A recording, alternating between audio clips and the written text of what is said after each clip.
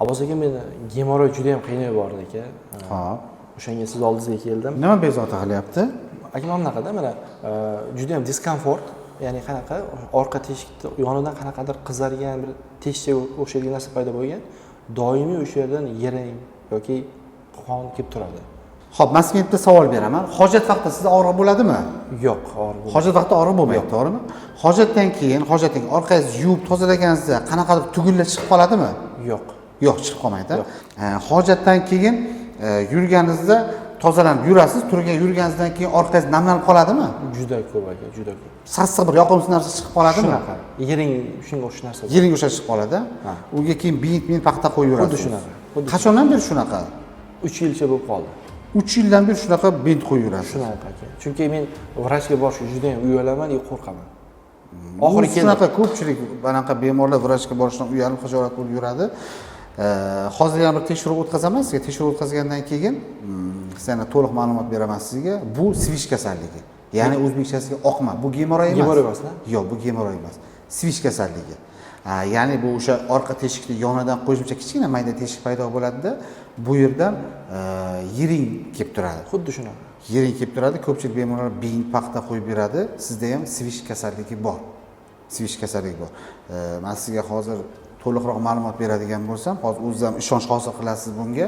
Svish kasalligida orqa chiqaruv teshigining ichki tomonidan, kanalning ichidan ichak teshiladi. Teshilgani hisobidan ko'zga ko'rmaydigan kichik teshik paydo bo'ladi-da, u yerdan axlat kiradi. Axlat kirgandan keyin u yiringlab terining oldigacha yiringlab keladi-da, shish bo'ladi. Shish bo'lgan vaqtida, ma'lum bir vaqt ichida o'sha vaqtida og'riq bo'ladi. Sizda shunaqa bo'lsa kerak, to'g'rimi? Shish bo'ladi-da, shish bo'lgandan keyin u yiring keyin yorib chiqadi. Yorib chiqqandan keyin o'sha orqangizda namlanish, qo'lansa hid, ozgina qon chiqish bo'ladi-da, keyin sirasi yengil bo'lasiz. Bu shish ketdi, yiring chiqib ketdi, yengil bo'lasizda, mazza qilib yuraverasiz. Ana endi oddiyroq tushuntiradigan bo'lsam, teri har doim bitish xususiyatiga ega. Teri organizmda shunaqa yaratilgan, bitishga ega, harakat qiladi. Bu yerdagi chiqib qolgan svishdan chiqib turgan yiring chiqib ketgandan keyin teri bitishga harakat qiladi, u yerdagi teshik yopilib bitib qoladi. Bitib qolgandan keyin, lekin ichkadagi teshik bor-ku, orqa teshik ichidagi. U yerdan doimiy ravishda yana axlat kiradi, yana yirilib, yana o'sha yerda shish paydo bo'ladi. Yana shishadi, shishgandan keyin bu og'riq bo'ladi, noqulayliklar bo'ladi. Keyin bu yana yorib chiqqandan keyin esa yana og'riq qoladi, yana yengil bo'ladi. Shu tarzda surunkali odamlar bemalol yuraveradi. Yengil bo'lyapman-ki deb. Lekin kasallikni keltirib chiqqan sababi bu ichakning ichidagi teshik. Ya'ni ildizi deymiz-ku, kasallikning ildizi o'sha yerda bo'ladi. Uni bekitib, operatsiya qilib chiqmaguncha bu kasallikdan qutulmaydi. Hozir lecheniya qilib davolasa bo'lmaydimi? Svish kasalligi, bu o'zbekchasi oqma kasallik deymiz. Svish kasalligini tibbiyotda lecheniya, svecha mas bilan davolanmaydi. Tibbiyotda bu ma'lum emas. Ya'ni ichkaridagi teshik faqatgina operatsiya yo'li bilan tikib chiqariladi-da, o'sha kanal yopib operatsiya qilib olinadi. Agar operatsiya bo'lsa, men juda qo'rqaman operatsiyadan. Yo'q, operatsiya mutlaqo qo'rqinchli narsa emas, og'riqli narsa emas, qo'rqadigan narsa yo'q bu yerda. Ya'ni o'sha belingizdan bitta ukol qilamiz, belingizdan past ishlamaydi, hech qanaqa og'riq sezmaysiz. Narkoz to'liq emas, beldan pastga. Yo'q, uxlatadigan, yotqizma qiladigan narkoz yo'q. Beldan bitta ukol qilamiz, beldan past ishlamaydi, hech qanaqa og'riq sezmaysiz. Svish kasalligi tashqaridagi o'sha yiring chiqib turgan teshik bor-ku, orqa teshikning yonida teshik bor. O'sha chiqib turgan teshik orqali biz kiramizda yo'li bilan borib, ichkaridagi teshik topamiz.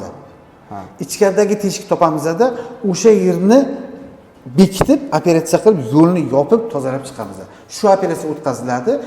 Shundan keyin bu kasallikdan butun umrga butkul qutulasiz. Ya'ni ichkaridagi ildizini bekitish kerak. Aka, qaniydi shu kasallikdan qutulsam, qancha vaqt yotaman aka operatsiyada? Xo'p, bizada operatsiya uchun murojaat qilib kelsangiz, tekshiruvdan o'tkazamiz, ya'ni yurak ekiga qaramiz, qon analizlari topshirasiz, keyin hamda bizga 3 kun yotasiz. 3 kun, 4 kun kasallikka qarab yotqizamiz. 3-4 kun yotib, bu svish kasalligidan operatsiya bo'lib, bu kasallikdan butkul qutulib ketasiz. Ya'ni 3 kundan keyin yuzga javob beramiz biz. Lekin orqangizda operatsiyadan keyingi yarani o'rni bo'ladi. Buni bitish uchun vaqt kerak bo'ladi. Bunga organizmga bog'liq, kimda qanaqa o'zini immun sistemasiga bog'liq bo'ladi. Qancha vaqtda ishga chiqsa? Kimdir 10 kunda yaxshi bo'ladi, kimdir 15 kun, kimdir 20 kunda yaxshi bo'ladi. Lekin 15 kundan keyin xudo xolasa bemalol ish faoliyatiga tiklanib, ishga chiqib ketsangiz bo'ladi 15 kunlardan keyin. Operatsiya qancha davom etadi? Operatsiya 15-20 daqiqa davom etadi. Qancha 15-20 daqiqada operatsiya qilamiz. Operatsiyadan keyin bizlarni bo'limda yotib turasiz, bir 3 kun, 2 kun nazoratda turib turasiz. Undan keyin javob beramiz. Operatsiyadan keyingi davr mutlaqo og'riqsiz bo'ladi. Zo'ri, eng zo'ri shu. Operatsiyadan keyingi davr qaytaraman mutlaqo og'riqsiz bo'ladi. Narxlar qanaqa? Xo'p, narxiga keladigan bo'lsak, o'sha bizga murojaat qilgandan keyin tekshiruvlardan o'tkazamiz, operatsiya o'tkazamiz, 3 kunlik yotog'ingiz, analizlaringiz, operatsiyadan keyingi kompensasiyalar, muolajalar hammasi bitta operatsiya narxi ichida hisoblanadi. Bu shu bemorlarga qulaylik yaratish maqsadida qilingan.